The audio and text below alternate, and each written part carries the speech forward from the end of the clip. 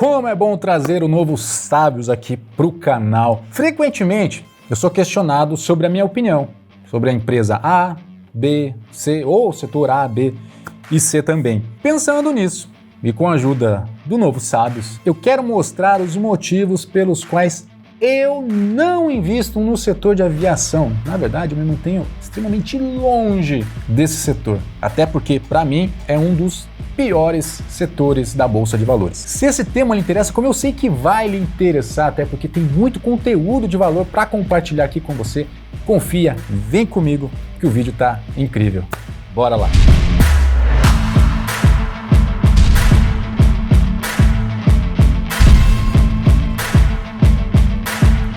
Fala investidor, fala investidora, cada vez mais rico, cada vez mais rica, sejam muito bem-vindos. Paulo Bonetti, criador do Sábios. Como sempre, se você não tiver inscrito, deixo aqui o meu convite, se inscreva no canal, ative o sininho para não perder nenhum vídeo sobre dinheiro, riqueza, investimentos, prosperidade, assuntos correlacionados, muito conteúdo de valor. Se você não me segue, me siga lá no Instagram, por lá temos a oportunidade de interagir de uma maneira muito mais próxima e o mais importante, como sempre, a comunidade dos Sábios lá no Discord. Se você não estiver fazendo parte, não sabe o que está perdendo, uma comunidade que não para de crescer, pega o link aqui na descrição do vídeo, vai lá, se cadastre, faça parte, interaja comigo, interaja com outros investidores, tire dúvida, compartilhe conhecimento, tenho certeza que nós mutuamente nos agregaremos muito, beleza?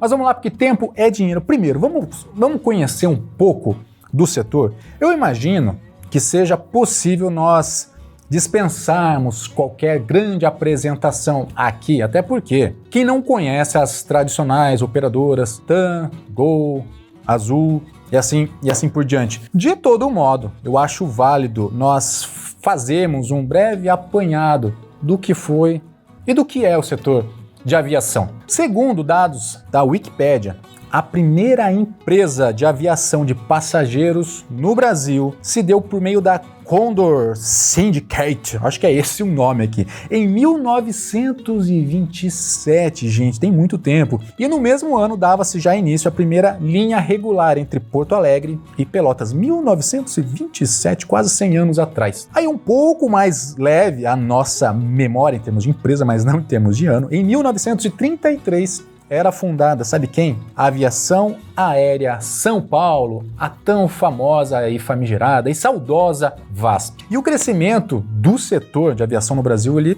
se tornou exponencial. Na década de 1950, operavam cerca de 16 companhias. Gente, 16 companhias operando transporte de passageiros, era muita coisa.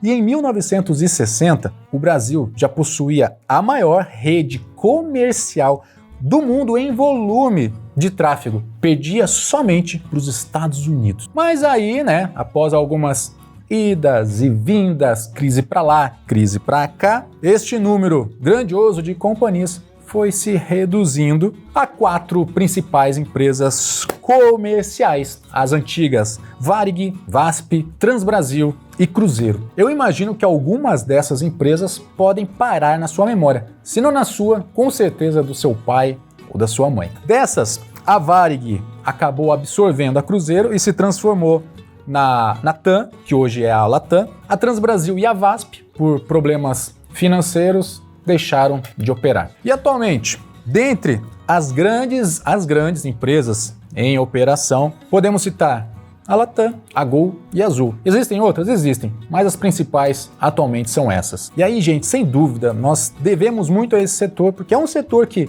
encurtou muito a distância, encurtou muito o tempo de transporte, ajudou muito no crescimento, no desenvolvimento do país. Por outro lado, é um setor que carece muito de investimento, seja para manter o seu parque, manter as suas aeronaves, como também para adquirir novas. Ou seja, começa por aqui a complicar um pouco esse setor. E aí, agora trazendo um pouco para um cenário mais recente, falando de pandemia. Não seria exagero nós dizermos que o setor de aviação está intimamente ligado a crises, a problemas políticos, a problemas econômicos, e assim não seria diferente ao que aconteceu durante a Covid-19. Segundo estudos, as empresas aéreas tiveram um prejuízo de pelo menos 21,4 bilhões de reais no primeiro ano de pandemia. E aí vamos para a tela, o que é facilmente observado no gráfico de lucro líquido.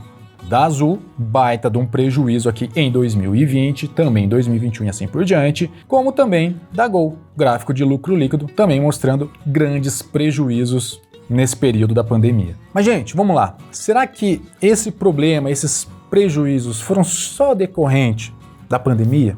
Será que foram só decorrente da Covid-19? Será que o setor sempre foi bom e só agora que ele ficou mais complicado, digamos assim? A gente vai falar disso um pouco mais à frente. Antes disso, eu quero falar um pouquinho sobre a recuperação do setor. Muita gente vem citando que o setor de aviação vem se recuperando, principalmente pelo fim da pandemia, e que, sim, é algo positivo, não posso dizer o contrário. Nós temos que saber afirmar o que é bom e também criticar o que é ruim. Mas o setor está se recuperando? Está. Mas aí eu considero esse tipo de recuperação, para aqueles que têm mais intimidade com o futebol, que não é o meu caso, mas eu gosto de fazer alusões, como aquele time que está lá disputando o rebaixamento. É um time que está lá brigando para não cair e consegue não cair.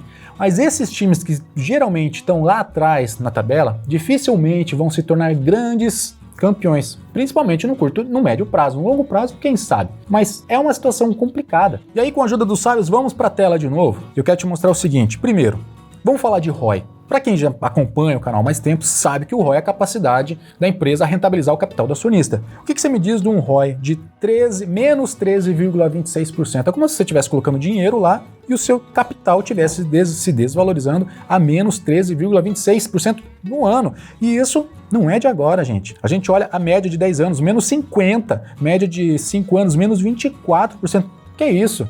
Quando a gente olha o cenário da Gol, a mesma coisa. Um ROI de menos 27% nesse último ano.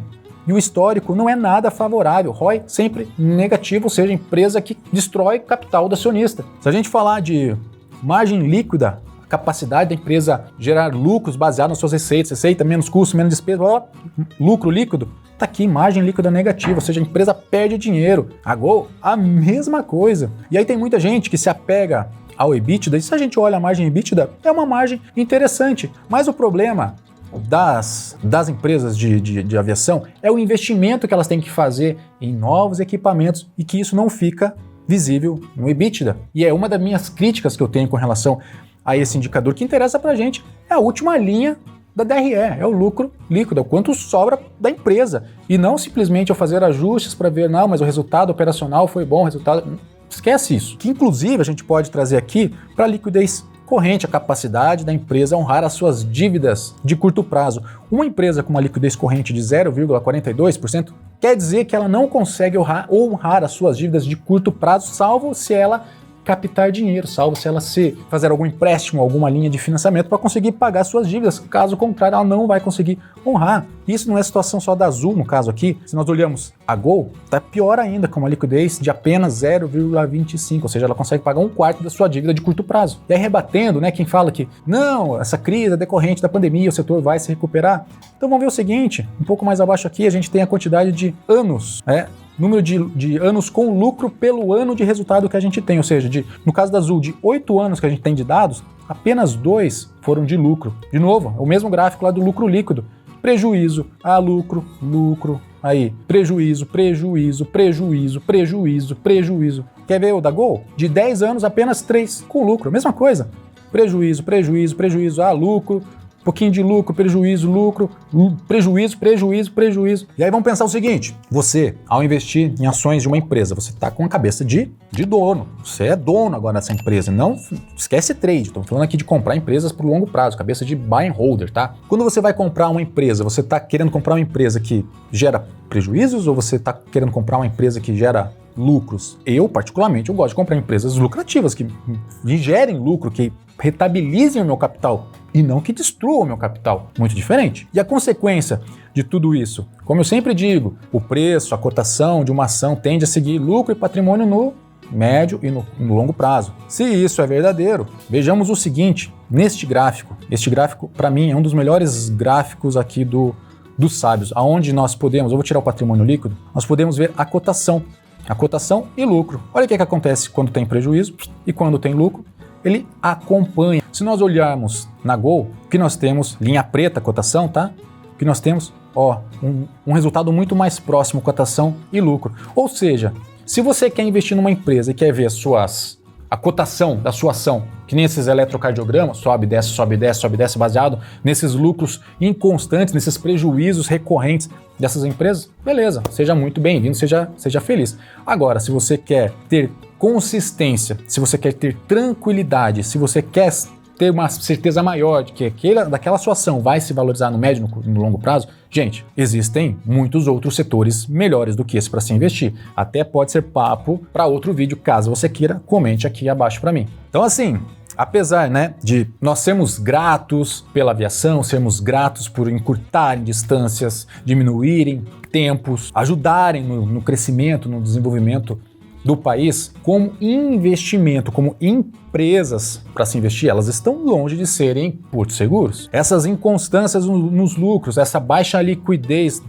de pagar as suas dívidas, esse seu ROI negativo, essa margem complicada, a dependência de grandes investimentos que impactam nos seus lucros e frágeis a diversos momentos econômicos, qualquer espirro na economia prejudica o setor, são fatores que me mantêm distante desse setor. E sem dúvida que, para quem pretende especular e acredita que vai conseguir acertar o momento certo de compra e acertar um momento melhor ainda de venda, é possível ganhar algum dinheiro nessas valorizações? Sim, é possível. O problema é como conseguir acertar isso constantemente, com frequência, com regularidade, etc. Que não é o meu caso. O meu caso é investir com tranquilidade para o longo prazo. Gente, espero ter agregado mais um pouco de conhecimento. Se eu agreguei, não se esqueça de curtir e compartilhar. Tem dúvidas? Escreve aqui abaixo. Tem sugestões? Escreve aqui abaixo. Tem feedback? Escreva aqui abaixo. E não se esqueça de entrar também lá na nossa comunidade, beleza? Sucesso e prosperidade sempre. Por fim, sou Paulo Bonetti, aquele abraço, até o próximo vídeo e tchau!